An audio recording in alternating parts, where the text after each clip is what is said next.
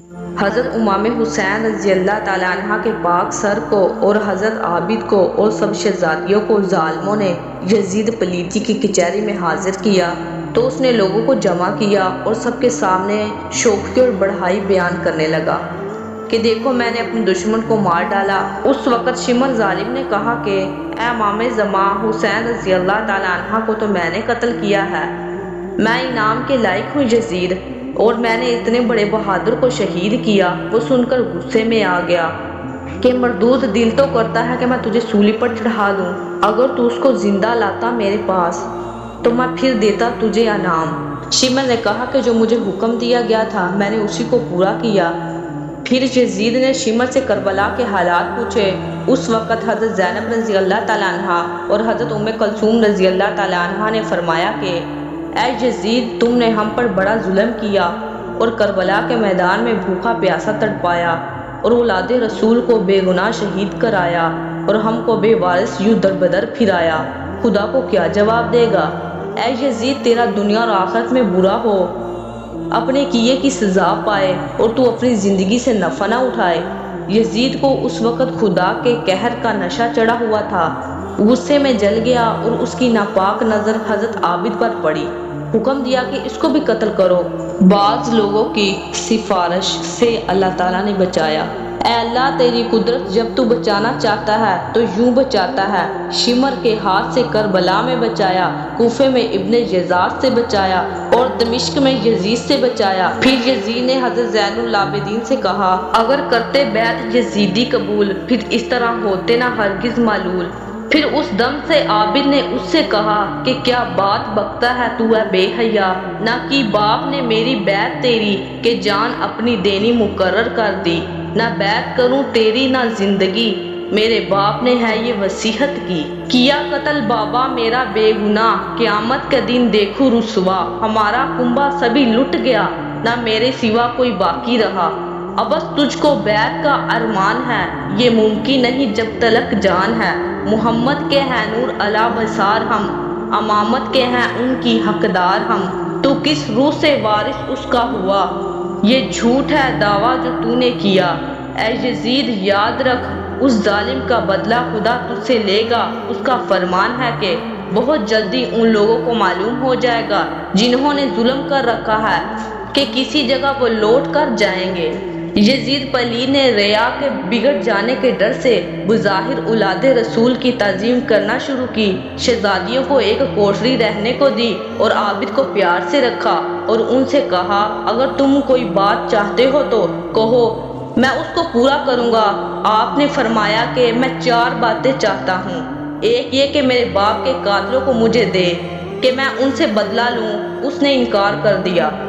دوسرا یہ کہ میرے باپ کا سر مجھ کو دے، کہا دے دوں گا۔ تیسرا یہ کہ ہم کو مدینے میں پہنچا، کہا بہت اچھا۔ چوتھا یہ کہ کل جمعے کا دن ہے، خطبہ میں پڑھوں گا، کہا بہتر ہے۔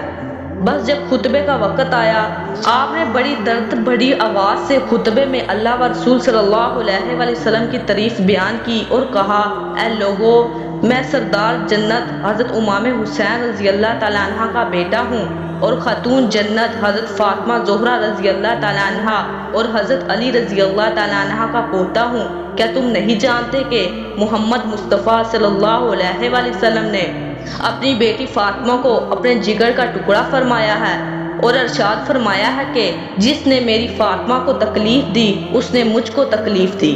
بس ان الفاظ پر تمام نمازیوں کی چیخیں نکل گئی اور مسجد میں رونے کا شور مچ گیا۔ اس وقت یزید لوگوں کے فساد سے کانپ گیا اور مؤذن سے کہا کہ تکبیر کہیں کہ کچھ اور بیان کریں گے تو فساد پیدا ہو جائے گا۔ مؤذن نے تکبیر کہی اور حضرت عابد نے نماز پڑھائی۔ بعد نماز کے آپ نے فرمایا اے لوگو، کوفیوں نے میرے باپ کو بلایا اور پھر شہید کر ڈالا۔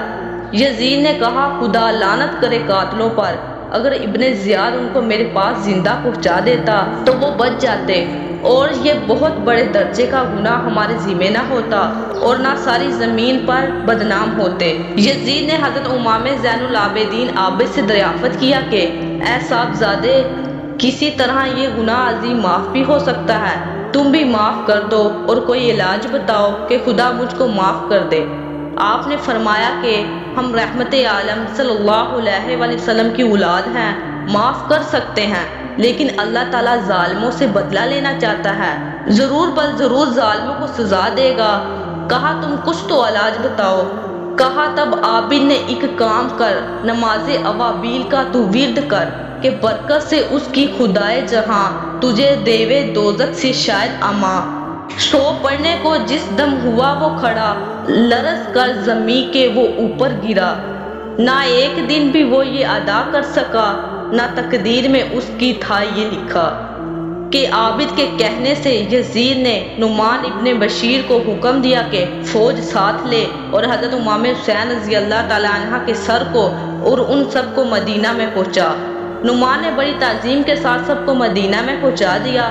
مدینہ کے لوگ بڑے چھوٹے سب تعظیم کے لیے شہر سے باہر آئے تو کیا دیکھتے ہیں کہ سب شہزادیاں بے قراری سے رو رہی ہیں اور حضرت امام حسین رضی اللہ تعالیٰ عنہ کا سر مبارک موجود ہے۔ یہ غم بھرا حال دیکھ کر سب کے سب مل مل کر روتے تھے اور تمام شہر میں غم کا اندھیرا چھا گیا۔ حضرت عابد اور سب شہزادیاں رسول پاک صلی اللہ علیہ وآلہ وسلم کے روضہ اقدس پر روتے ہوئے گئے۔ شہید کربلا حضرت امام حسین رضی اللہ تعالیٰ عنہ کے پاک سر کو قبرستان جنت البقیع میں حضرت فاطمہ رضی اللہ تعالیٰ عنہ کی قبر نور اور آپ کے بھائی حضرت امام حسن رضی اللہ تعالیٰ عنہ کے قبر شریف کے نزدیک دفن کیا گیا۔ یہ ظاہری شہادت جو تھی باکمال، مفصل بیاں ہو چکا اس کا حال۔